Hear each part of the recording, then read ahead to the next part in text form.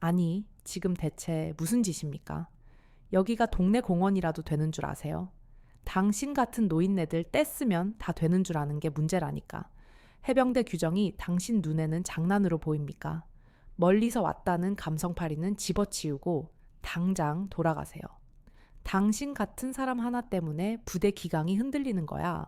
차갑고 날카로운 목소리가 해병대 정문 초소에 울려 퍼졌다. 정복을 완벽하게 차려입은 김태영 대령의 얼굴에는 분노와 짜증이 가득했다. 그의 눈빛은 낡은 중절모와 허름한 외투를 입은 노인을 혐오스럽다는 듯 훑고 있었다.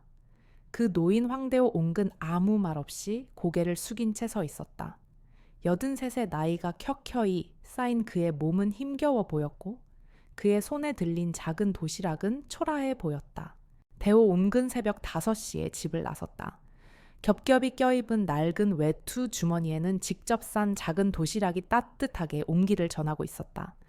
아들 내외가 세상을 떠난 후 혈혈단신 남은 손자 태준이는 그의 유일한 희망이었다. 태준이가 해병대에 입대한 지 벌써 한 달이 넘었다. 매일 밤 태준이가 혹시라도 힘들지는 않을지, 밥은 잘 먹고 있는지 걱정이 앞섰다. 오늘은 드디어 손자를 보러 가는 날이었다. 버스를 2번 갈아타고 한참을 걸어야 하는 경기도 김포까지의 여정은 80이 넘은 노인에게는 결코 쉽지 않은 길이었다.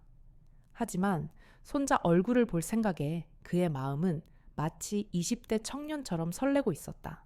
높고 육중한 철문과 위압적인 경계 초소 앞에 도착했을 때 그는 가슴 한편이 뭉클해지는 것을 느꼈다. 젊은 시절 자신 또한 저 문을 통해 나라를 지키러 들어갔던 기억이 떠올랐기 때문이었다.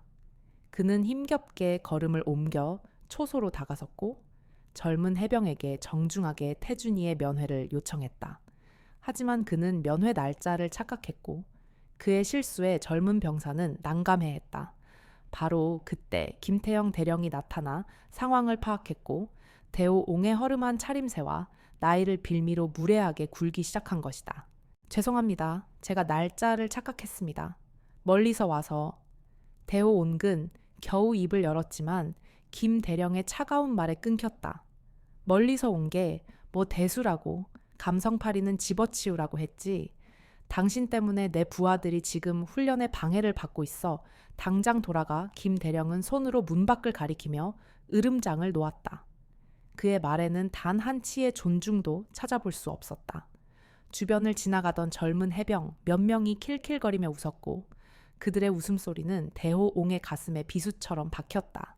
평생을 군인으로 살아왔고 수많은 젊은이들을 지휘했던 그에게 이토록 비참한 순간은 없었다.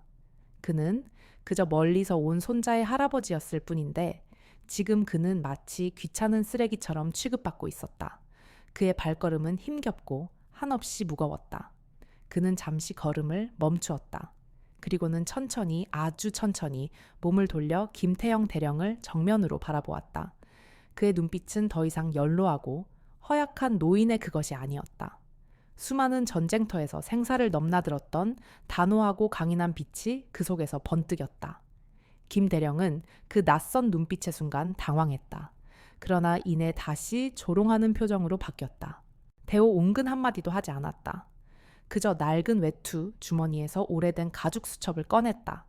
김 대령과 병사들은 의아한 표정으로 그를 지켜보았다. 그들은 자신들의 눈앞에 서 있는 이 허름한 노인이 누구인지, 그리고 그가 지금부터 어떤 충격적인 행동을 할지 전혀 상상조차 하지 못했다. 그 수첩 안에는 아무도 예상치 못할 대한민국 군대 서열 최고위직에 있는 한 남자의 전화번호가 적혀 있었으니 말이다. 낡고 해진 가죽 수첩이 대호 옹의 손에 들려 있었다. 김태영 대령은 그 모습을 보고 비웃음을 참지 못했다. 아이고, 할배, 이제 하다하다 별 수단을 다 쓰시네. 어디 11사라도 전화해서 내 전화번호라도 물어보려고, 아니면 동사무소에라도 전화해서 민원 넣으시게. 주변 병사들이 킬킬거리며 웃었다. 그들의 웃음소리는 대호옹의 귓가에 조롱처럼 박혔다. 대호옹은 아무런 반응도 보이지 않았다. 그의 손가락은 떨림 없이 수첩의 낡은 페이지들을 천천히 넘겼다.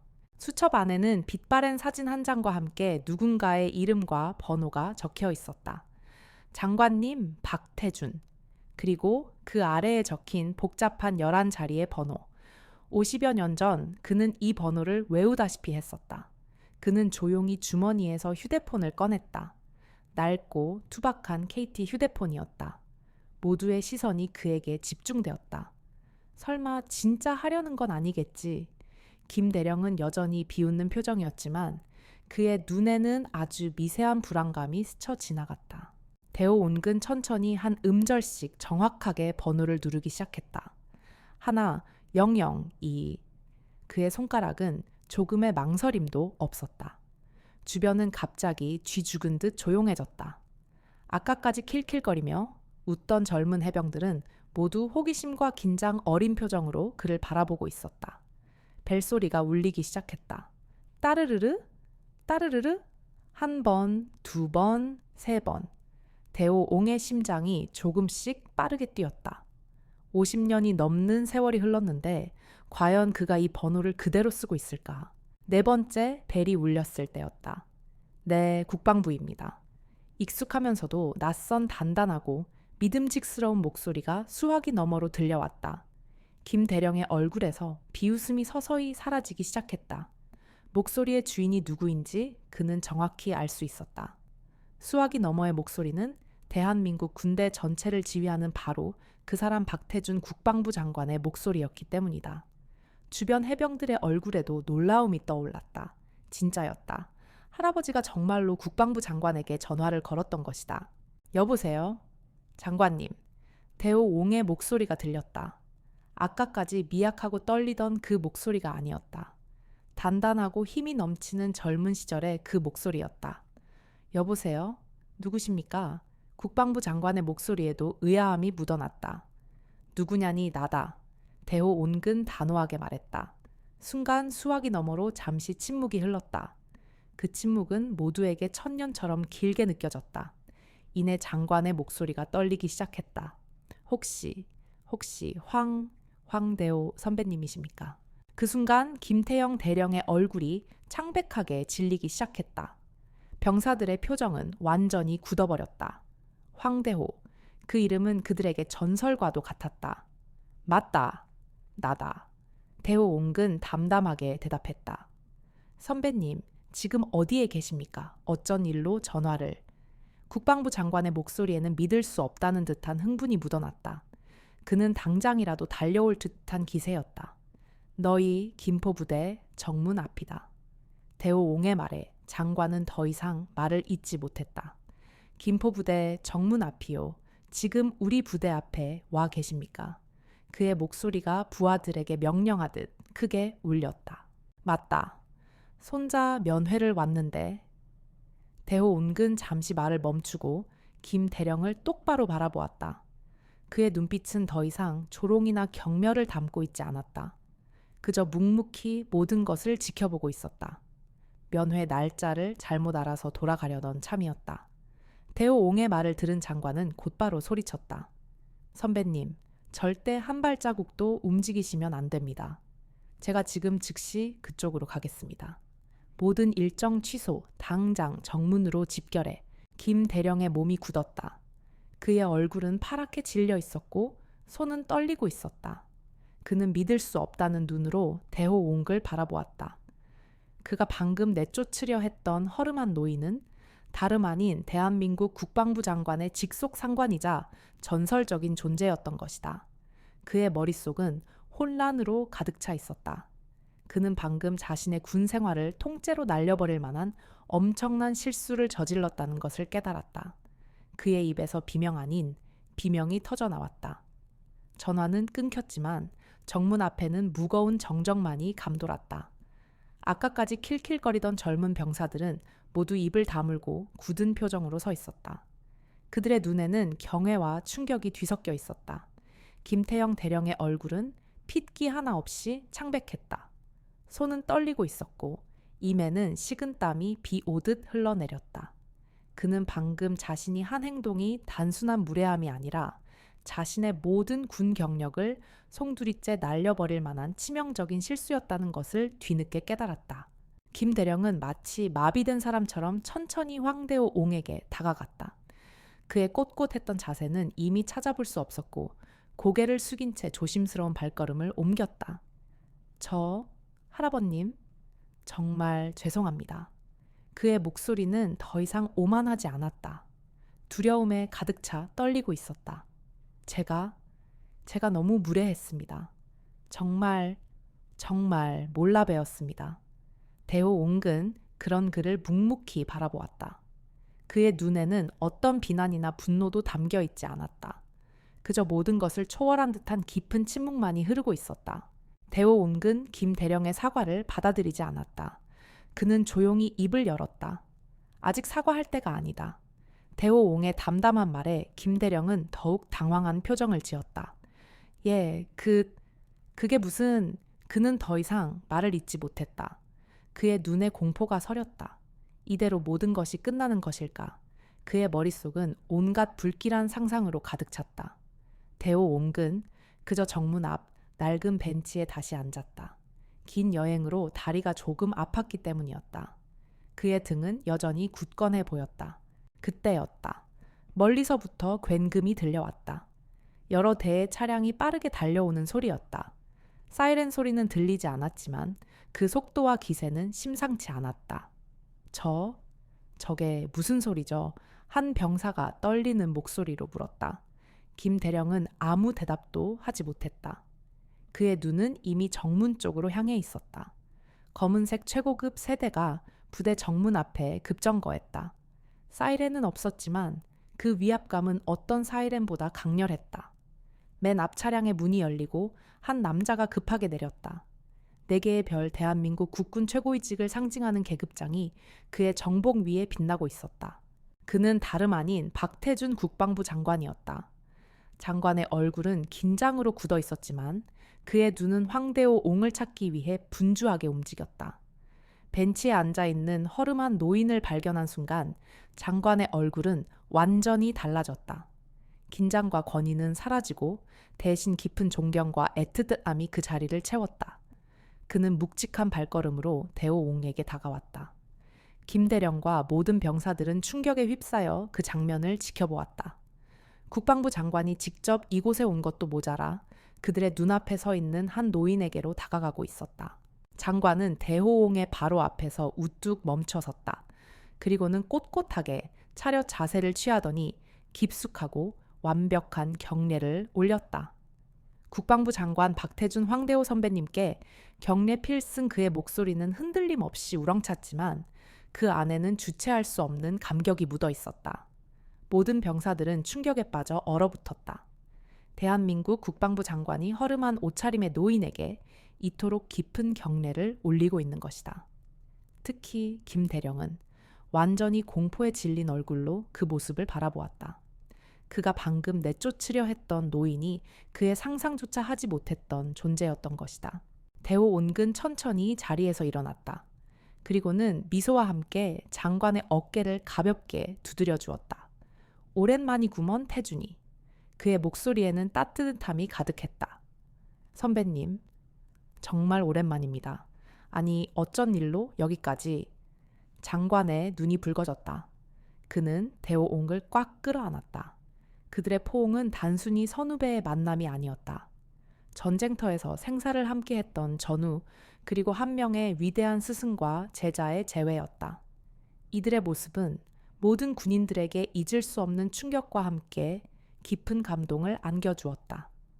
장관은 대호옹과의 포옹을 끝낸 후 천천히 뒤를 돌아섰다. 그의 얼굴은 다시 차가운 권위로 뒤덮였다. 그는 김태형 대령을 똑바로 바라보았다. 김 대령은 이미 고개를 숙이고 있었고 몸은 미세하게 떨리고 있었다. 장관의 시선이 마치 예리한 칼날처럼 그를 꿰뚫는 듯했다. 김 대령, 장관의 목소리는 낮고 위압적이었다. 예, 장관님. 김 대령은 바닥에 엎드리기 직전의 자세로 대답했다. 그의 목소리에는 두려움만이 가득했다. 이곳에서 무슨 일이 있었는지 지금 당장 정확하게 보고하시오. 장관은 단호하게 명령했다. 김 대령은 머뭇거렸다. 그는 자신의 입으로 아까 했던 무례한 말들을 다시 뱉어내고 싶지 않았다. 하지만 장관의 눈빛은 그가 회피할 수 없다는 것을 말해주고 있었다. 김 대령은 겨우 입을 열었다. 그 할아버님께서 면회 날짜를 착각하고 오셔서. 그의 목소리는 점점 작아졌다. 계속하시오. 장관의 목소리가 부대 전체에 울렸다. 어떤 말을 했는지 정확하게 말하시오. 김 대령은 식은땀을 흘리며 고백했다. 노인네들이 떼쓰면 다 되는 줄 안다고. 그의 목소리는 모기만 한 소리가 되었다. 장관의 얼굴이 점점 굳어지는 것을 보며 그는 더욱 공포에 질렸다. 그리고 여기는 동네 공원이 아니니 돌아가라고 말씀드렸습니다. 그의 말에 주변의 병사들은 고개를 숙였다. 그들의 눈에는 명백한 죄책감이 서려 있었다. 장관은 잠시 침묵했다. 그 침묵은 모두에게 무거운 압박감으로 다가왔다. 그리고 이내 장관의 목소리가 폭발했다.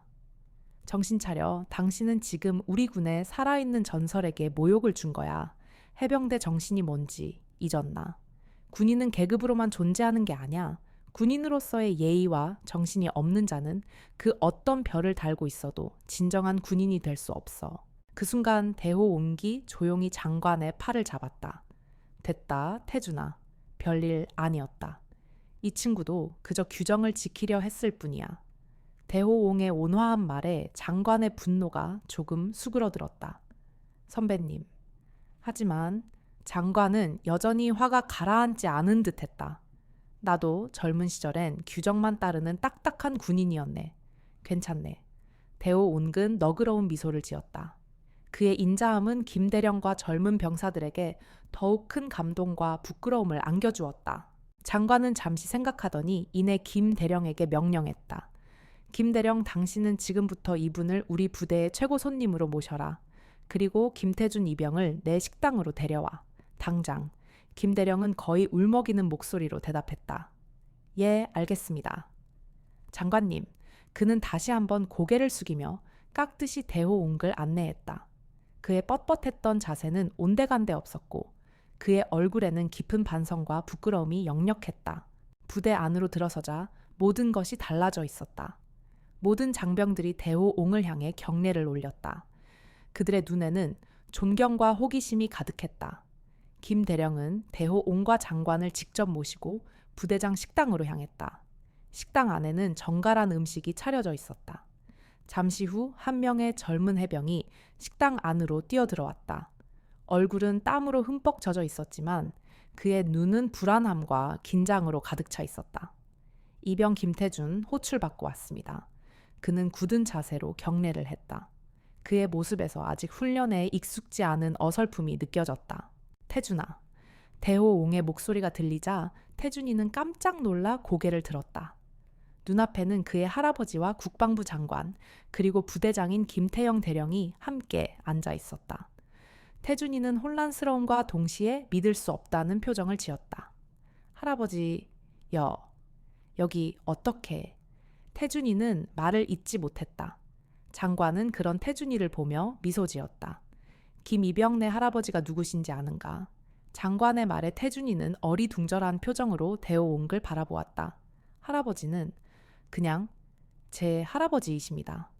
태준이의 순수한 대답에 장관은 옅은 미소를 지었다. 이윽고 장관의 입에서 그들의 전설적인 과거가 흘러나오기 시작했다. 장관의 목소리가 식당에 울려 퍼졌다. 김태준 이병 자네의 할아버지 황대호 선배님은 우리 해병대의 전설이시다. 태준이는 믿을 수 없다는 듯 할아버지를 바라보았다. 그의 눈동자는 흔들리고 있었다. 선배님은 60년대 해병대 특수정찰대 창설 멤버이시고 월남전 참전 용사시며 특히 침묵의 매라고 불리셨던 분이다. 장관의 설명이 이어질수록 태준이의 얼굴에는 경애와 충격이 교차했다. 할아버지는 그에게 그저 따뜻하고 인자한 평범한 시골 할아버지였을 뿐이었다. 선배님은 말보다 행동으로 모든 것을 보여주신 진짜 해병의 표상과도 같은 분이셨지. 장관은 대호옹을 향해 고개를 숙였다. 솔직히 말해 선배님이 없었다면 지금의 나도 이 자리에 없었을 거야. 장관은 잠시 말을 멈추었다. 그의 눈에도 옅은 물기가 맺혔다. 68년 5월 월남 정글에서 작전 중 적에게 포위됐을 때 할아버지께서 홀로 적진에 침투해 나를 구해주셨거든. 장관의 고백에 태준이는 더욱 큰 충격에 빠졌다. 그는 할아버지가 그토록 위대한 영웅이었다는 사실을 상상조차 하지 못했다. 대호옹근 쑥스러워하며 손을 내저었다. 태준아, 그때는 서로 돕고 살던 시절 아니었나. 하지만 장관은 단호했다. 아닙니다, 선배님. 그건 명백히 저를 살려주신 겁니다. 태준이는 할아버지를 바라보았다. 그의 눈빛은 완전히 달라져 있었다. 존경과 함께 자신도 모르게 가슴 깊은 곳에서 샘솟는 자부심이 느껴졌다. 할아버지의 존재는 그에게 새로운 의미가 되었다. 그동안 자신이 느꼈던 무력감과 자신감 부족이 한순간에 사라지는 듯 했다. 점심 식사 후 대호옹근 태준이와 함께 잠시 부대 안을 걸었다. 태준이는 할아버지의 손을 잡고 걸으며 계속해서 물었다. 할아버지, 왜 이런 말씀을 한 번도 안 해주셨어요? 대호옹근 인자하게 웃었다. 별것 아닌 옛날 이야긴데 뭐.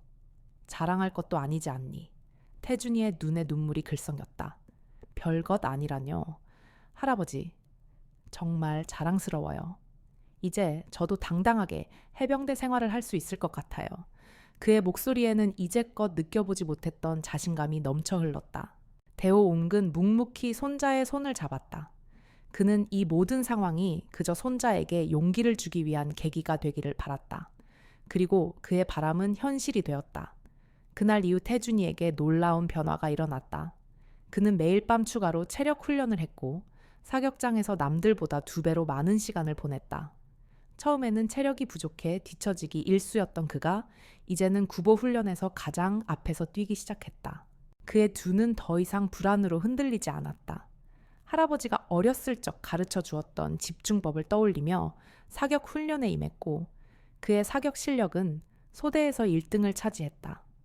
동료들이 왜 그렇게 열심히 하느냐고 물었을 때 태준이는 당당하게 대답했다. 우리 할아버지처럼 훌륭한 해병이 되고 싶습니다. 그의 말은 동료들에게도 큰 자극이 되었다. 그들은 태준이를 보며 해병대 정신의 진정한 의미를 깨닫기 시작했다. 김태영 대령은 매일 아침 태준이를 눈여겨보았다. 그가 처음 부대에 왔을 때 어설프고 자신감 없던 모습은 온데간데 없었다. 태준이의 눈빛은 살아있었고 그의 행동은 단호했다. 김 대령은 태준이를 볼 때마다 자신이 그날 저지른 실수를 떠올리며 몸 둘 바를 몰랐다. 그는 한 노인의 허름한 겉모습만을 보고 그를 판단했고 그 결과 자신의 경력에서 가장 치명적인 오만을 저질렀던 것이다. 태준이의 성장은 김 대령에게 말 없는 질책이자 동시에 깊은 깨달음이었다. 그날 오후 부대 내 모든 장병들이 연병장에 집합했다. 긴장감이 감도는 공기 속에서 장병들은 굳은 자세로 서 있었다. 김태영 대령은 맨 앞줄에 서 있었지만 그의 표정은 이미 오만함이 사라진 지 오래였다. 대신 깊은 부끄러움과 반성이 그의 얼굴을 뒤덮고 있었다. 잠시 후 국방부 장관인 박태준 장군이 단상에 올랐다. 그의 뒤에는 황대호 옹기 조용히 서 있었다. 모든 장병들의 시선이 그 두 사람에게로 향했다. 장관은 마이크를 잡고 연설을 시작했다. 오늘 이 자리는 특별한 교육을 위해 마련되었습니다. 우리는 흔히 군인의 가치를 계급장과 휘장으로 판단하곤 합니다. 하지만 진정한 군인의 가치는 겉모습에 있지 않습니다. 그것은 정신과 전통에 있으며 우리를 지켜온 선배님들의 헌신에 있습니다.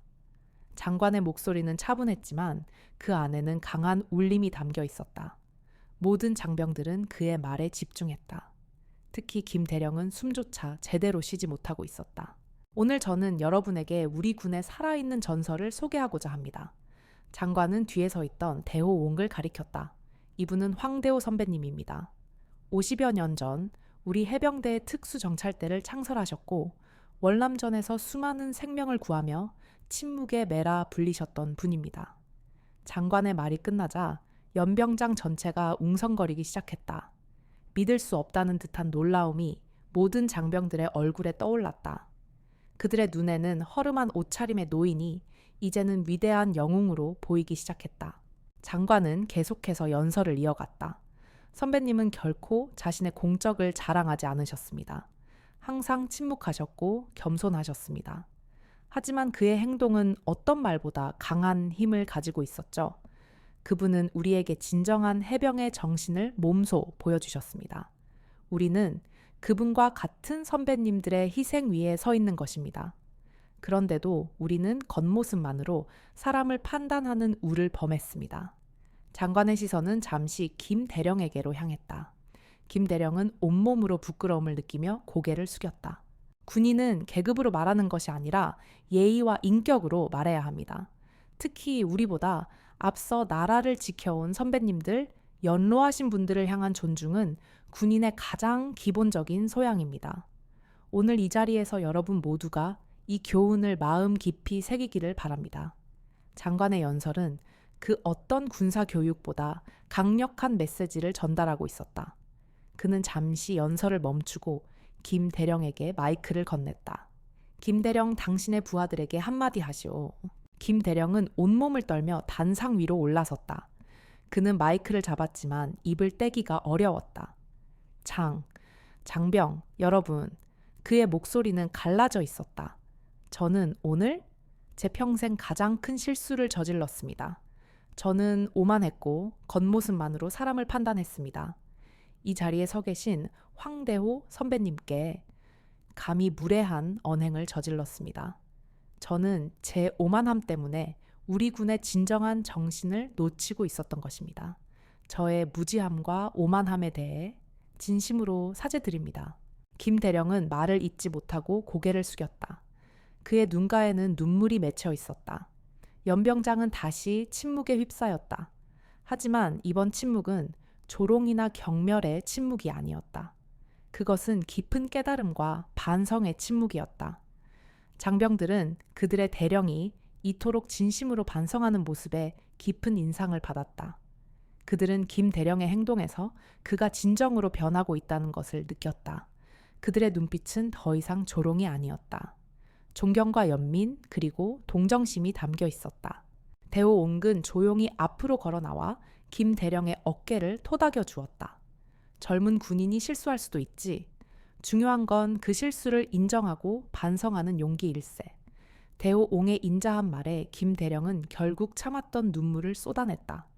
그날 해병대 연병장에는 어떤 훈련보다 값진 진정한 군인 정신의 교육이 이루어졌다.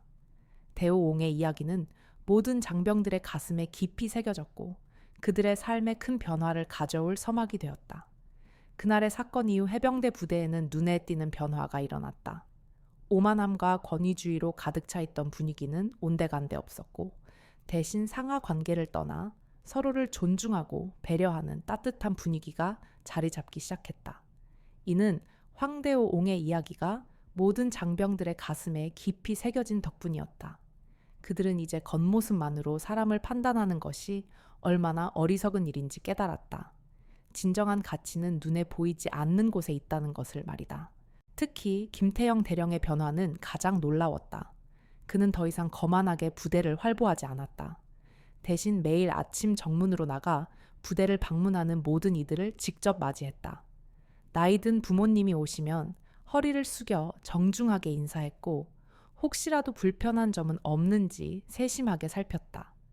그의 얼굴에는 언제나 진심 어린 미소가 자리 잡고 있었다. 그는 이제 모든 병사들에게 단순히 두려움의 대상이 아니라 존경받는 리더이자 훌륭한 본보기였다. 그의 반성은 그를 더욱 성숙한 장교로 만들었던 것이다. 한 번은 노인 한 분이 면회 날짜를 착각하고 부대를 찾아왔다. 예전 같았으면 김 대령은 그를 무시하고 돌려보냈을 것이다. 그러나 이제 그는 직접 다가가 그 노인의 손을 잡고 따뜻하게 위로했다. 어르신 멀리서 오셨는데 그냥 돌아가시면 너무 아쉬우시죠? 저희가 잠깐 동안이나마 불편함 없이 쉬었다 가실 수 있도록 도와드리겠습니다. 그의 진심 어린 태도에 노인은 눈물을 글썽였다. 이런 작은 변화들이 모여 부대 전체의 문화를 바꾸고 있었다. 젊은 병사들 사이에서도 변화는 확연했다. 그들은 선배와 후배할 것 없이 서로를 더 존중하기 시작했다. 힘들 때 서로를 격려하고 어려운 일이 생기면 함께 해결했다. 황대호 옹의 동료를 믿고 동료에게 의지하며 동료를 지키는 것, 그게 해병의 진짜 힘이라는 가르침이 그들의 마음속에 뿌리 내렸기 때문이었다. 그들은 이제 훈련을 단순한 의무가 아닌 자신들이 지켜야 할 전통과 명예로 여기기 시작했다. 그들의 눈빛은 더욱 단단해졌고 행동은 더욱 굳건해졌다. 태준이는 그 변화의 중심에 서 있었다. 할아버지의 이야기는 그에게 끊임없는 동기부여가 되었다. 그는 이제 훈련을 즐겼고 자신의 한계를 뛰어넘기 위해 스스로를 몰아붙였다. 그의 놀라운 성장은 동기들에게 깊은 인상을 주었고 그는 이제 소대의 리더 역할을 자처했다. 힘들 때마다 할아버지의 예시 이야기를 들려주며 동료들을 격려했다. 우리 할아버지가 그랬어요. 동료는 가족이라고. 절대 혼자서는 아무것도 할 수 없다고. 태준이의 말에 동료들은 고개를 끄덕였다. 이 모든 변화는 국방부 장관에게도 보고되었다. 김포 해병대 부대에서 벌어진 일이 긍정적인 파급 효과를 일으키고 있다는 내용이었다. 김태형 대령의 변화, 태준이의 성장, 그리고 부대 전체의 사기 진작. 장관은 보고서를 읽으며 흐뭇한 미소를 지었다. 그는 한 노인의 작은 방문이 이토록 큰 변화를 가져올 줄은 상상도 하지 못했다. 하지만 그는 알고 있었다. 이 모든 것은 대오옴기 가진 진정한 힘, 즉 겸손함과 인자함, 그리고 변치 않는 군인 정신이 만들어낸 결과라는 것을. 장관은 조용히 비서실장에게 말했다.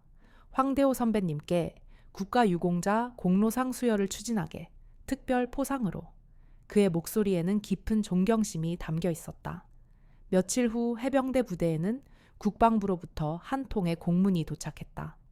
공문에는 황대호 옹에게 국가유공자 공로상을 수여한다는 내용과 함께 시상식이 국방부에서 거행될 것이라는 통보가 담겨 있었다. 김태형 대령은 공문을 들고 한동안 말을 잇지 못했다. 그의 얼굴에는 감격과 동시에 깊은 부끄러움이 교차했다. 그날의 오만함이 이토록 영광스러운 결과로 이어질 줄은 상상도 하지 못했다. 그는 즉시 모든 간부들에게 이 소식을 전하며 부대 전체가 축하 분위기에 휩싸이도록 했다. 그리고 또 한 가지 특별한 지시가 내려왔다. 국방부 장관은 시상식에서 해병대 신병을 대표하여 한 명이 축사를 맡아달라고 요청했다. 이는 단순한 축사가 아니라 선배들의 헌신을 기억하고 그 정신을 이어받겠다는 젊은 세대의 다짐을 보여주는 자리였다. 부대는 고민 없이 김태준 이병을 추천했다. 그의 놀라운 변화와 탁월한 성과는 이미 부대 전체에 소문이 나 있었다. 그는 이제 더 이상 어설픈 신병이 아니었다. 김 대령은 직접 태준이를 불러 이 소식을 전했다. 태준이는 믿을 수 없다는 듯 눈을 깜빡였다. 제가요, 대령님. 하지만 그는 여전히 겸손했다. 김 대령은 따뜻한 미소를 지으며 태준이의 어깨를 두드려 주었다. 자네는 이 자리에 가장 합당한 사람이야. 자네의 성장은 우리 모두에게 큰 교훈을 줬네. 특히 내게는 말이야. 김 대령의 목소리에는 진심이 담겨 있었다. 태준이는 그제야 자신이 이 영광스러운 자리에 서게 된 이유를 깨달았다. 태준이는 그날부터 축사 준비에 매달렸다. 그는 단순히 멋진 말을 늘어놓기보다 자신의 진솔한 마음을 담고 싶었다.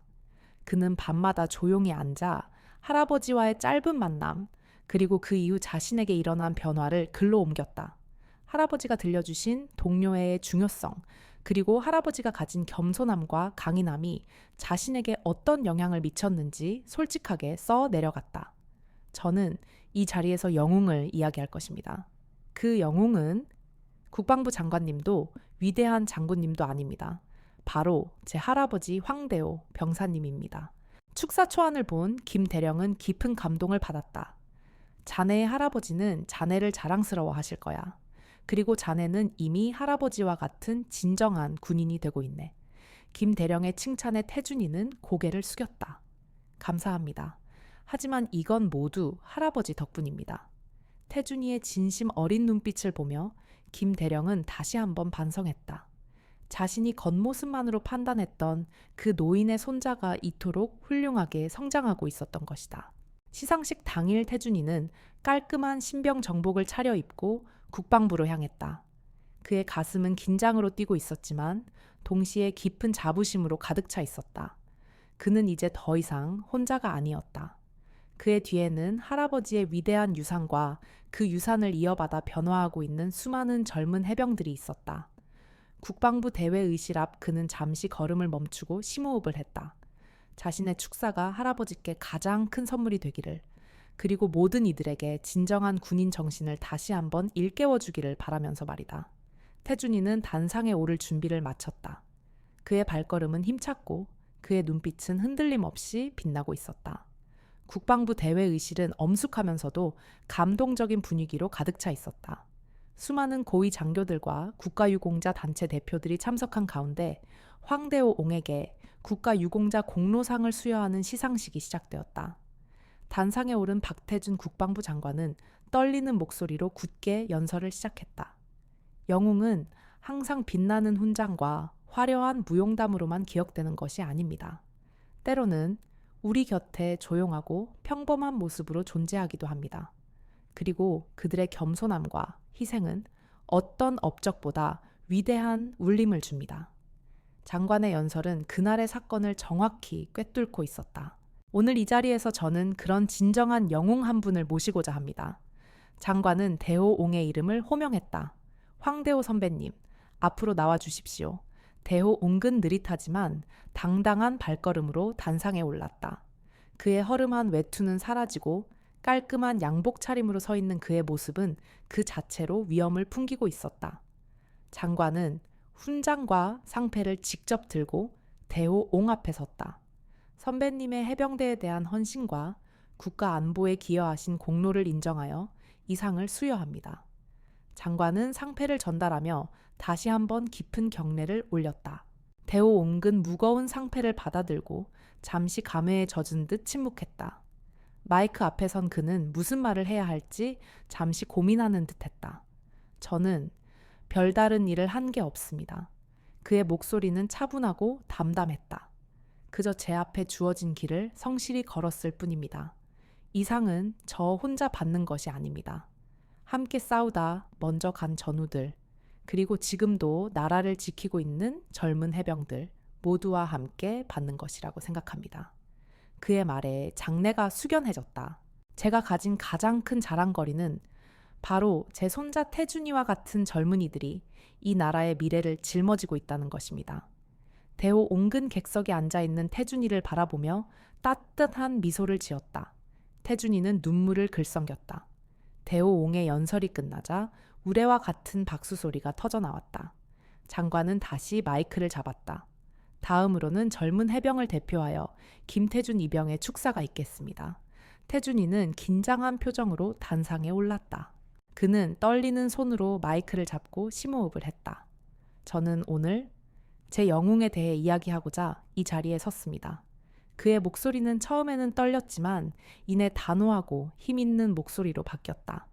제 할아버지는 그저 평범한 시골 할아버지이셨습니다. 허름한 옷차림 때문에 면회도 못하고 쫓겨날 뻔했던, 어찌 보면 초라해 보이기까지 했던 분이셨습니다. 하지만 그는 제게 이 세상에서 가장 위대한 영웅이었습니다. 태준이의 솔직한 고백에 장내는 술렁였다. 저는 그날 할아버지의 과거를 처음 알았습니다. 그리고 제 자신이 얼마나 부끄러웠는지 모릅니다.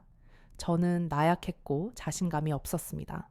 하지만 할아버지의 이야기를 듣고 저는 깨달았습니다. 진정한 힘은 겉모습에 있지 않다는 것을, 그리고 할아버지의 겸손함이야말로 어떤 위대한 업적보다 훌륭하다는 것을 깨달았습니다.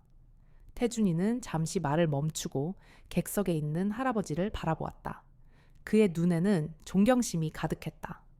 오늘날 제가 이 자리에 설 수 있었던 것도, 제가 조금이라도 더 나은 해병이 될 수 있었던 것도 모두 할아버지 덕분입니다. 태준이의 진심 어린 축사에 장관을 비롯한 모든 참석자들은 감동을 받았다. 특히 그날 정문에서 그를 무시했던 김태영 대령은 고개를 들지 못했다. 태준이의 축사는 그에게 또 다른 깊은 교훈을 안겨주었다. 앞으로 저의 남은 군 생활, 그리고 저의 모든 삶을 할아버지의 자랑스러운 유산을 이어받는 데 바치겠습니다. 감사합니다. 태준이의 축사가 끝나자 장내는 다시 우렁찬 박수 소리로 가득 찼다. 그 박수 소리는 단지 축사에 대한 찬사가 아니라 한 세대가 다른 세대에게 전하는 진심 어린 존경과 희망의 메시지였다. 시상식이 끝나자 기자들이 황대호 옹에게 몰려들었다. 황대호 선생님, 수상소감 한 말씀 부탁드립니다. 그동안의 공로에 대해 국민들께 전하고 싶은 말씀은 없으십니까? 대호 옹은 쏟아지는 플래시 세례와 질문 공세에 당황했다. 그는 훈장을 받은 것에 대한 기쁨보다는 쏟아지는 관심이 불편하게 느껴졌다. 그의 삶은 언제나 조용하고 겸손했기 때문이었다. 그때 박태준 장관이 직접 나서서 그를 보호했다. 선배님께서는 오늘 너무 큰 감동을 주셨습니다. 이제 편히 쉬실 수 있도록 저희가 모시겠습니다. 장관은 기자들을 정중하게 제지하고 대호옹을 조용한 복도로 안내했다. 그들은 따로 마련된 장관의 집무실로 향했다. 최고위직 장교의 집무실답게 웅장하고 깔끔했지만 대호옹은 익숙하지 않은 공간에 다소 불편함을 느꼈다. 장관은 그의 마음을 읽었는지 따뜻한 차 한 잔을 내밀며 미소 지었다. 선배님, 제게는 이곳보다 선배님과 함께했던 야전 막사가 훨씬 편안합니다. 장관의 말에 대호옹은 옅은 미소를 지었다. 그래, 세월이 많이 흘렀구나. 하지만 자네는 그때나 지금이나 변함이 없네. 아주 훌륭한 군인이 되었어. 대호옹의 칭찬에 장관은 감격한 표정을 지었다. 이 모든 것은 선배님께서 저를 바른 길로 이끌어 주신 덕분입니다. 장관은 잠시 말을 멈추고 진지한 표정을 지었다. 선배님, 오늘 시상식은 선배님의 공로에 비하면 턱없이 부족한 보상입니다. 하지만 제가 드릴 수 있는 또 다른 작은 선물이 있습니다. 그의 말에 대호옹은 의아한 표정을 지었다. 무슨 말인가? 장관은 미소 지으며 대답했다. 김태준 이병 말입니다. 제가 직접 그 아이의 교육 과정을 검토했습니다. 이미 놀라운 성장을 보여주고 있습니다. 그래서 제가 특별히 국방부 직속 특수부대인 707 특임대로 그 아이를 추천했습니다. 대호옹은 깜짝 놀랐다. 707 특임대는 군대 내에서도 가장 정계 요원들만 모인다는 소수의 인원만이 들어갈 수 있는 엘리트 중의 엘리트 부대였다. 아니, 태준이가 거기 들어갈 만큼 실력이 된단 말인가. 대호옹은 반가움보다는 걱정이 앞섰다. 그는 자신의 손자가 그저 할아버지의 후광 덕에 그 자리에 가는 것을 원치 않았다. 태준이가 아직 많이 부족할 텐데 괜히 내 이름 때문에 그런 자리로 가면 장관은 대호옹의 마음을 정확히 읽었다. 선배님 오해하지 마십시오. 김태준 이병은 이미 그만한 자질을 충분히 보여줬습니다. 체력 사격 그리고 무엇보다 정신력에서 말입니다. 김 대령의 보고에 따르면 태준이의 성장은 그야말로 기적에 가깝습니다. 이미 우리 군의 미래를 짊어질 제목이라는 평가를 받고 있습니다.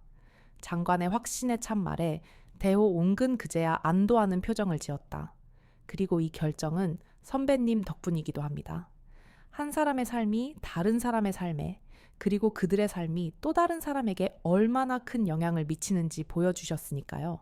장관은 진심으로 존경하는 눈빛으로 대호옹을 바라보았다. 선배님, 저는 앞으로도 선배님께 계속 배움을 얻고 싶습니다. 언제든지 제게 연락 주십시오. 대호옹은 미소 지으며 고개를 끄덕였다.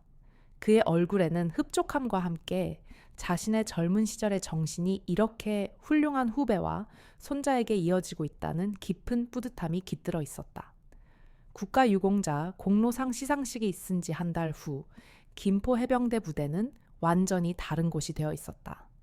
오만함과 차가운 분위기는 온데간데 없고 모든 장병들의 얼굴에는 생기와 활력이 넘쳤다. 그 중심에는 김태형 대령이 있었다. 그는 이제 더 이상 권위로 부하들을 억누르지 않았다. 대신 그는 그들의 진정한 멘토이자 정신적 지주가 되어 있었다. 그의 변화는 단순한 표면적인 것이 아니라 영혼 깊은 곳에서부터 우러나오는 진심이었다. 그는 매일 아침 병사들과 함께 훈련장을 뛰었고 힘들어하는 후임병들에게 먼저 다가가 어깨를 토닥여주며 격려했다. 특히 부모님이 면회를 오시면 그는 직접 정문으로 나가 따뜻한 차를 대접하며 정중하게 인사했다. 어르신 멀리서 오시느라 고생 많으셨습니다. 아드님이 아주 훌륭한 해병으로 거듭나고 있으니 자랑스러워하셔도 됩니다. 그의 진심 어린 태도에 부모님들은 감동하며 연신 고맙다고 말했다. 김 대령의 얼굴에는 진심이 담긴 미소가 끊이지 않았다. 하루는 한 신병이 힘든 훈련에 지쳐 눈물을 글썽이는 것을 보았다. 예전에 그였다면 나약하다며 질책했겠지만 이제 그는 달랐다. 김 대령은 조용히 그 신병 옆에 앉아 자신의 이야기를 꺼냈다. 나도 젊은 시절 이 훈련이 너무 힘들고 고도에서 포기하고 싶은 순간이 있었다. 하지만 한 분이 나에게 용기를 주셨지. 그분은 계급도 훈장도 없는 평범한 노인이셨어. 하지만 그분의 겸손함과 강인함이 나에게 얼마나 큰 힘이 되었는지 모른다. 그는 황대호 옹의 이야기를 들려주며 신병의 마음을 어루만져 주었다. 신병의 눈빛은 점차 살아났고 다시 일어설 용기를 얻었다. 김 대령의 이러한 변화는 병사들에게 큰 귀감이 되었다. 그들은 김 대령을 보며 진정한 리더의 모습이 무엇인지 깨달았다. 이제 그들은 그를 두려워하는 것이 아니라 진심으로 존경하고 따랐다. 부대에는 활기가 넘쳤고 사기는 하늘을 찔렀다. 이 모든 변화는 그날 정문에서 벌어진 하나의 작은 사건에서 비롯되었다. 겉모습만 보고 한 사람을 판단했던 오만함이 한 사람의 인생을 바꾸고 나아가 부대 전체의 문화를 바꾼 것이다. 그때 김 대령의 사무실로 한 통의 공문이 도착했다. 김태준 이병을 국방부 직속 특임대로 전속 발령한다는 내용이었다. 김 대령은 공문을 들고 감격에 잠겼다. 자신이 직접 그를 내쫓으려 했던 그 신병이 이토록 훌륭한 군인으로 성장하여 대한민국 최고 엘리트 부대로 가게 된 것이다. 그는 즉시 태준이를 불러 이 소식을 전했다. 태준이는 믿을 수 없다는 듯 그의 눈을 바라보았다. 대령님, 정말입니까? 제가 707에 태준이의 목소리는 떨리고 있었다. 김 대령은 진심으로 기쁜 표정으로 태준이의 어깨를 두드려 주었다. 그래, 김이병. 네가 해냈다. 이건 네가 스스로 이뤄낸 결과야. 황대호 선배님께서 내게 주신 용기와 힘이 네가 가진 재능과 맞나 이뤄낸 기적과도 같지. 김 대령은 태준이를 보며 흐뭇한 미소를 지었다. 그는 태준이에게서 그리고 자신에게서 황대호 옹의 정신이 굳건하게 살아 숨쉬고 있다는 것을 느꼈다. 김 대령은 이제 확신했다. 한 사람의 올바른 정신은 수많은 사람들에게 선한 영향력을 미치고 결국 세상 전체를 변화시킬 수 있다는 것을. 그의 가슴은 깊은 뿌듯함과 함께 겸손함으로 가득 차 있었다. 한 달 후 김태준 이병의 전속 발령일이 되었다. 태준이는 소대원들 그리고 친하게 지냈던 선임들에게 진심 어린 작별 인사를 건넸다. 처음에는 무시당하고 힘들어했던 그였지만 이제는 모두의 존경을 받는 훌륭한 해병이 되어 있었다. 동기들은 그의 어깨를 두드리며 축하와 격려를 아끼지 않았다. 태준아, 가서도 우리처럼 열심히 해라. 네가 우리에게 얼마나 큰 힘이 되었는지 모른다. 그들의 따뜻한 말에 태준이의 눈이 붉어졌다. 김태영 대령은 직접 정문까지 나와 태준이를 배웅했다. 그가 한 달 전 바로 이 자리에서 한 노인을 경멸하고 내쫓으려 했던 것을 생각하면 참으로 아이러니한 장면이었다. 이제는 꼿꼿했던 그의 허리가 태준이 앞에서 부드럽게 숙여졌다. 김이병 축하한다. 자네가 자랑스럽네. 김 대령의 목소리에는 진심이 담겨 있었다. 태준이는 굳은 자세로 경례를 올렸다. 대령님, 감사합니다. 모두 대령님의 가르침 덕분입니다. 그의 말에 김 대령은 옅은 미소를 지었다. 아니, 그건 자네의 할아버지 덕분이야. 가서도 그분의 자랑스러운 유산을 잊지 말게. 겉모습만으로 사람을 판단하지 않는 지혜, 그리고 동료를 사랑하는 마음을 잊지 말게나. 그게 해병의 진정한 힘이야. 태준이는 굳게 고개를 끄덕였다. 김 대령의 마지막 조언은 그에게 또 하나의 소중한 가르침이 되었다. 그는 이제 김 대령을 단순히 상관이 아닌 자신의 삶에 큰 영향을 준 훌륭한 스승으로 존경하게 되었다. 태준이는 집으로 돌아와 할아버지를 만났다. 할아버지는 그를 따뜻하게 안아주며 그의 새로운 시작을 축복했다. 태준아, 잘했다. 정말 잘 자라주었구나. 대호 옹의 목소리에는 그 어떤 말로도 표현할 수 없는 깊은 사랑과 뿌듯함이 담겨 있었다. 할아버지, 다 할아버지 덕분입니다. 할아버지 덕분에 제가 해병대 생활이 이렇게 즐거울 수 있다는 걸 알았어요. 그리고 제가 어떤 사람이 되어야 하는지도 알게 되었고요. 태준이는 진심으로 고백했다. 그는 이제 진정한 군인의 길이 무엇인지 깨달았다. 그것은 단순히 무력으로 나라를 지키는 것이 아니라 정신과 인격으로 자신과 동료를 단련하고 희생하는 삶이었다. 대호 은근 미소를 지으며 손자의 어깨를 다정하게 토닥여 주었다. 태준아, 할아버지는 네가 대단한 군인이 되는 것보다 좋은 사람으로 성장하는 것이 더 기쁘단다. 넌 이미 할아버지의 최고의 유산이야. 할아버지의 따뜻한 조언과 함께 태준이는 새로운 여정을 시작했다. 그가 도착한 707 특임대 부대는 모든 것이 달랐다. 훈련의 강도는 상상 이상이었고 모든 요원들은 최고 수준의 실력과 정신력을 갖추고 있었다. 하지만 태준이는 더 이상 두려워하지 않았다. 그는 할아버지의 이야기를 가슴에 새기고 동료들과 함께 땀을 흘리고 어려움을 이겨냈다. 그에게는 이제 강력한 자부심과 자신감이 있었다. 그는 훈련 과정에서 뛰어난 리더십을 발휘하며 힘들어하는 동료들을 챙기고 격려했다.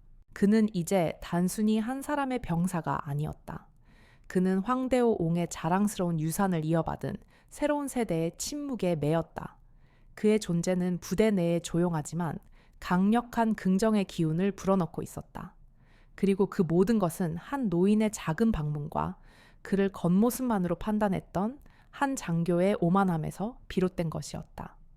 이 이야기는 겉모습만으로 사람을 판단해서는 안 된다는, 그리고 진정한 가치는 눈에 보이지 않는 곳에 숨어 있다는 깊은 교훈을 남기며 계속 이어지고 있었다. 707 특임대에 전속된 후 태준이의 삶은 완전히 달라졌다. 훈련의 강도는 상상 이상으로 높았고 모든 요원들은 최고 수준의 실력과 정신력을 갖추고 있었다. 이곳에서는 오직 실력만이 통했다. 태준이는 그곳의 엄격한 분위기 속에서 오히려 빛을 발했다. 그는 이제 더 이상 나약하고 불안해하던 신병이 아니었다. 그의 눈에는 자신감이 넘쳤고 행동은 단호했다. 할아버지의 가르침과 해병대에서 얻은 경험은 그를 완전히 다른 사람으로 만들어 놓았다. 태준이는 혹독한 훈련 속에서도 동료들을 먼저 생각했다. 힘들어하는 동료가 있으면 가장 먼저 달려가 어깨를 빌려주었고 부족한 훈련 기술은 밤늦게까지 함께 연습하며 가르쳐 주었다. 그는 할아버지가 말씀하셨던 동료를 믿고 의지하며 지키는 것의 중요성을 누구보다 잘 알고 있었다. 그의 이러한 행동은 동료들에게 깊은 인상을 남겼다. 그들은 태준이를 단순한 동기가 아닌 진정한 리더로 인정하기 시작했다. 하지만 모든 것이 순탄했던 것은 아니다. 특임대 내에는 태준이가 국방부 장관의 추천으로 왔다는 사실을 알고 있는 몇몇 고참 요원들이 있었다. 그들은 태준이를 새 간경을 끼고 바라보았다. 역시 빼기 좋으니 이런 곳에도 오는군. 그들의 비아냥거림이 들려왔지만 태준이는 개의치 않았다. 그는 오직 행동으로 자신의 가치를 증명하고자 했다. 사격 훈련장에서 태준이는 모두를 놀라게 했다. 그의 사격 점수는 모든 요원들을 통틀어 최고를 기록했다. 힘을 빼고 마음을 비운 채 오직 목표에만 집중하는 할아버지의 집중법은 이곳에서도 완벽하게 통했다. 훈련 교관은 그의 뛰어난 사격 실력에 감탄했고 그에게 깊은 관심을 보이기 시작했다. 한 번은 팀 훈련 중 한 동료가 다리 부상을 입어 낙오하게 되었다. 훈련 교관은 규정대로 그 동료를 포기하라고 지시했다. 하지만 태준이는 주저하지 않았다. 그는 동료를 부축하고 함께 훈련 목표 지점까지 이동했다. 자신의 훈련 기록은 물론이고 팀의 기록까지 망가뜨릴 수 있는 행동이었다. 훈련 교관은 화가 난 목소리로 그에게 소리쳤다. 김이병, 지금 뭐 하는 짓인가? 규정을 잊었나? 태준이는 흔들림 없는 목소리로 대답했다. 죄송합니다, 교관님. 하지만 해병은 동료를 버리지 않습니다. 어떤 상황에서도 끝까지 함께 가는 것이 해병의 정신입니다. 그의 단호한 말에 교관은 할 말을 잃었다. 훈련이 끝난 후 교관은 태준이를 불러 훈계하는 대신 그의 어깨를 두드려 주었다. 김이병, 자네는 진정한 군인 정신이 무엇인지 보여줬네. 고맙다. 그날 이후 태준이를 색안경을 끼고 바라보던 동료들과 선임들은 모두 그를 진심으로 존경하기 시작했다. 그들은 태준이를 통해 겉으로 보이는 실력보다 더 중요한 것이 있다는 것을 깨달았다. 태준이의 존재는 부대 내에 새로운 활력을 불어넣었다. 그는 이제 훌륭한 군인이자 동시에 후배들에게 귀감이 되는 진정한 멘토가 되어 있었다. 태준이의 존재는 707 특임대에 새로운 활력을 불어넣었다. 그는 이제 단순한 일개 병사가 아니라 선임들과 후임들에게 귀감이 되는 진정한 리더였다. 그는 훈련이 끝난 후에도 남아서 힘들어하는 동료들을 챙겼고 함께 체력 단련을 하며 서로를 독려했다. 그는 그들의 눈을 바라보며 할아버지에게서 배운 이야기를 들려주었다. 우리 할아버지는 말씀하셨어요. 진정한 해병은 혼자서는 아무것도 할 수 없다고. 동료를 믿고 의지하고 지켜주는 것. 그게 바로 해병의 진짜 힘이라고요. 그의 이야기는 동료들의 가슴에 깊이 박혔다. 그들은 태준이를 통해 해병대 정신의 본질을 다시 한번 깨달았다. 태준이의 영향력은 부대 내에 조용하지만 강력하게 퍼져나갔다. 동료들 사이에서는 서로를 더 존중하고 배려하는 문화가 자연스럽게 형성되었다. 그들은 이제 훈련을 단순히 자신의 기록을 깨기 위함이 아니라 팀 전체의 목표를 달성하기 위한 과정으로 여기기 시작했다. 이러한 긍정적인 변화는 태준이가 있었던 김포 해병대 부대에서도 계속되고 있었다. 김태영 대령은 이제 모든 부대원들에게 존경받는 리더가 되어 있었다. 그의 리더십은 권위가 아닌 진심에서 우러나왔고 그의 지휘 아래 부대원들의 사기는 하늘을 찔렀다. 그는 매일 아침 정문으로 나가 부대원들의 부모님들을 정중하게 맞이하며 따뜻한 차를 대접했다. 그의 이러한 행동은 부대 내에 따뜻한 분위기를 조성했고 병사들의 사기를 더욱 높였다. 어느 날 707 특임대 요원들이 김포 해병대 부대를 방문했다. 두 부대의 합동 훈련을 논의하기 위함이었다. 707 특임대의 최고 지휘관은 김 대령과 만나 이야기를 나누던 중 태준이의 이름을 꺼냈다. 김 대령님, 김태준 이병이 아주 훌륭한 해병 리더군요. 저희 부대에서도 그의 인성과 실력은 모두가 인정하고 있습니다. 이런 훌륭한 인재를 키워주셔서 감사합니다. 707 지휘관의 칭찬에 김 대령은 쑥스러운 미소를 지었다. 아닙니다. 그 아이의 성장은 모두 한 분의 가르침 덕분입니다. 김 대령은 진심으로 대답했다. 누구 말씀이십니까? 지휘관이 의아한 표정으로 물었다. 황대호 선배님이십니다. 그날 저의 오만함을 일깨워 주시고 진정한 군인 정신을 가르쳐 주신 분입니다. 그 아이는 그분의 자랑스러운 유산입니다. 김 대령의 진심 어린 말에 707 지휘관은 깊은 감명을 받았다. 한 노인의 작은 방문이 이토록 큰 변화를 일으켰다는 사실에 그는 놀라움을 금치 못했다. 그날 저녁 박태준 국방부 장관은 대호 옹에게 전화를 걸었다.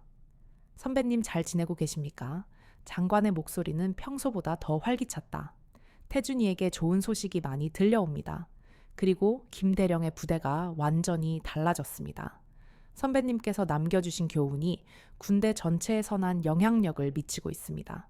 장관은 진심으로 감동한 목소리로 이야기했다. 대호 옹은 미소 지었다.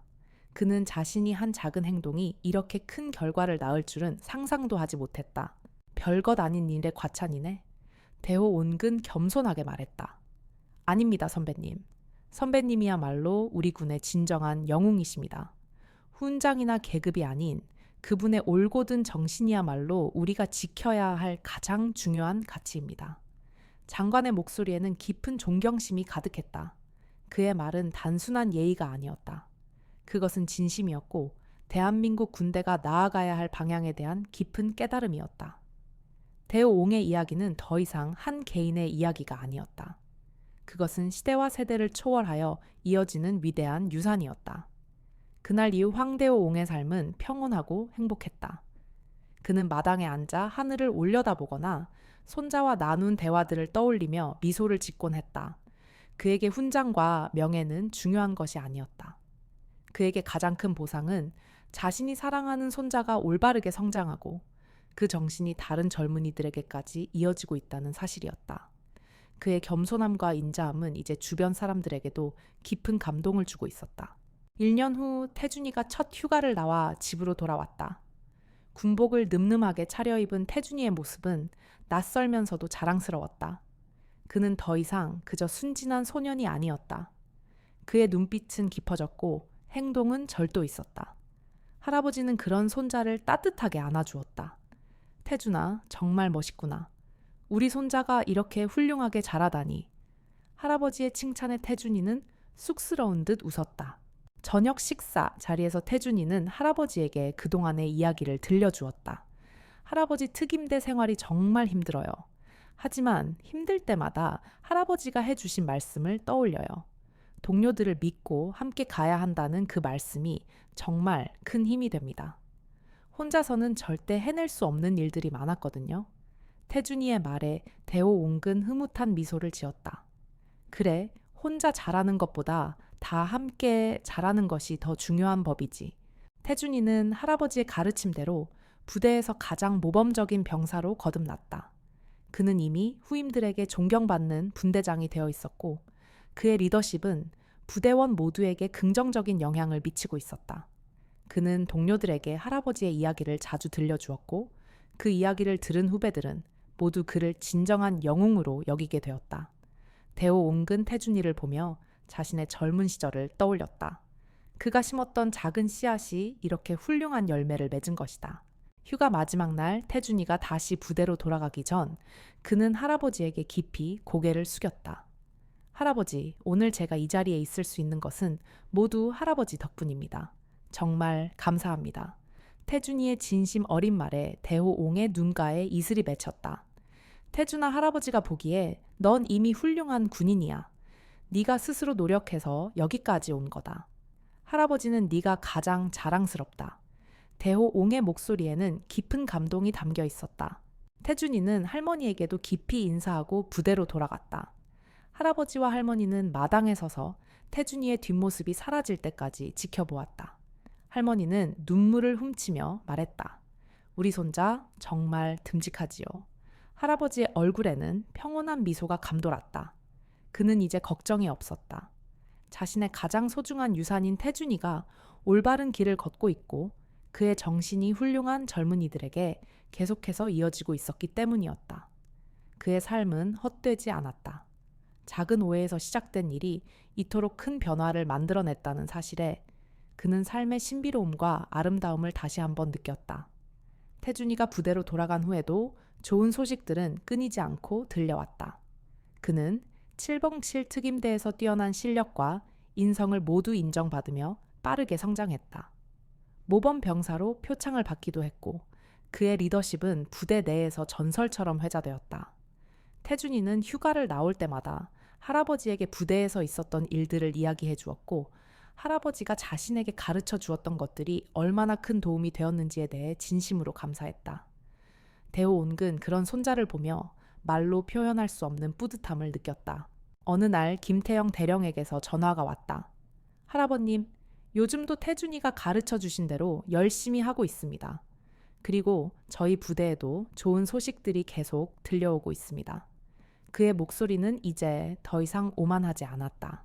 대신 깊은 존경심과 겸손함이 묻어났다. 어르신들의 따뜻한 마음이 군대를 얼마나 변화시킬 수 있는지 저는 요즘 매일같이 깨닫고 있습니다. 정말 감사합니다. 김 대령의 진심 어린 감사에 대호옹근 미소 지었다. 그의 한 번의 가르침이 이토록 큰 변화를 만들어냈다는 사실에 그는 감사했다. 세월은 흘렀고 황대호 온근 이제 정말 평범한 노인으로 돌아왔다. 하지만 그의 존재는 여전히 많은 사람들에게 큰 의미로 남아있었다. 한 사람의 겸손함과 인자함이 어떻게 수많은 사람들에게 선한 영향력을 미칠 수 있는지 그의 이야기는 살아있는 교훈이 되었다. 그는 이제 매일 아침 태준이가 전해준 편지나 사진을 보며 흐뭇하게 미소 지었다. 사진 속에는 늠름한 군인이 된 태준이가 있었다. 그의 눈빛은 할아버지처럼 강하고 흔들림 없었다. 태준이의 성장은 계속되었다. 그는 어느덧 진정한 군인이 되어 있었고 그에게는 이제 새로운 목표가 생겼다. 할아버지처럼 위대한 영웅이 되는 것, 그리고 할아버지가 물려준 정신을 더 많은 사람들에게 전하는 것이었다. 그는 자신에게 주어진 모든 임무에 최선을 다했고 항상 동료들을 먼저 생각했다. 그의 리더십은 부대 전체의 귀감이 되었고 그는 군 내에서도 젊은 리더의 표본으로 불리게 되었다. 이 모든 이야기는 한 노인의 작은 방문에서 시작되었다.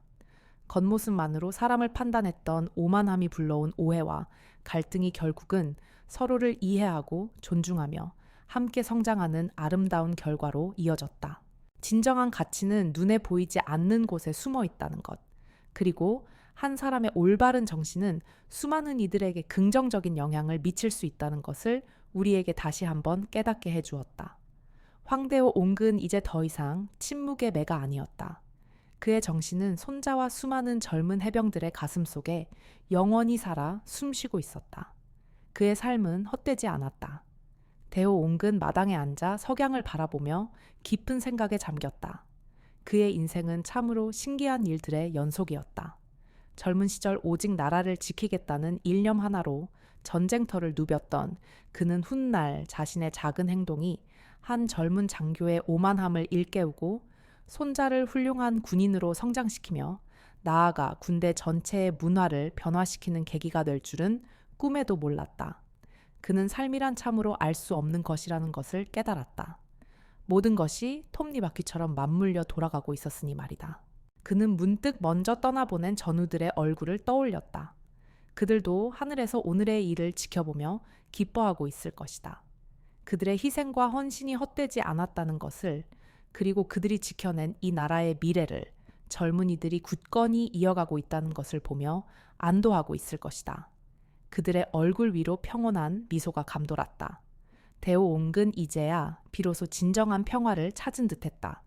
그의 마음은 고요했고 그의 영혼은 충만했다. 그날 이후 김포 해병대 부대는 노인의 지혜가 부대를 살렸다는 전설적인 이야기로 회자되고 있었다. 김태영 대령은 부대장으로서의 임기를 훌륭하게 마치고 후배 장교들의 존경을 한 몸에 받으며 다른 부대로 전속되었다. 그는 떠나는 순간까지 황대호 옹을 잊지 않았다. 그의 사무실 책상 위에는 항상 황대호 옹과 함께 찍은 사진이 놓여 있었고 이는 그에게 영원한 교훈이자 본보기였다. 그는 앞으로도 계속해서 어른을 공경하고 겉모습만으로 사람을 판단하지 않는 진정한 군인의 길을 걸어갈 것이라고 다짐했다. 그리고 우리의 주인공 김태준 이병은 이제 더 이상 이병이 아니었다. 그는 707 특임대 내에서도 독보적인 존재가 되어 있었다. 그는 할아버지의 가르침을 실천하며 동료들을 먼저 생각했고 탁월한 리더십으로 많은 이들의 존경을 받았다. 그는 겉모습은 젊은 군인이었지만 그의 내면에는 할아버지로부터 물려받은 깊은 지혜와 강인함이 함께하고 있었다.